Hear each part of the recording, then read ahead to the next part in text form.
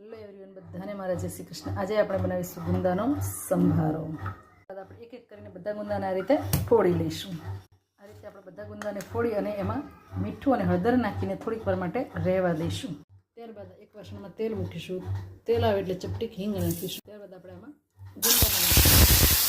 ગુંદાને આપણે 5 થી 10 મિનિટ આ રીતે સાંતળીશું, જેથી ગુંદા આપણા બધા છોડીને એકદમ સરસ મસ્ત થઈ જાય। 5 મિનિટ આપણે આ રીતે ગુંદાને રહેવા દઈશું સીબું ઢાંકીને।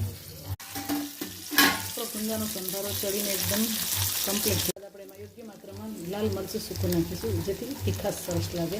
આપણે મીઠું અને હળદર પર નાખ્યા છે એટલે આપણે નાખવાના નથી।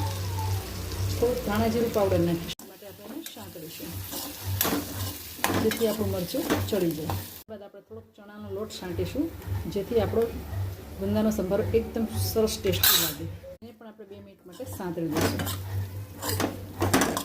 ચાલો બધા ગુંદાનો સંભારો ખાવા। મારો વિડીયો ગમે તો લાઈક કરો, કમેન્ટ કરો, શેર કરો અને સબસ્ક્રાઈબ કરવાનું ભૂલશો નહીં।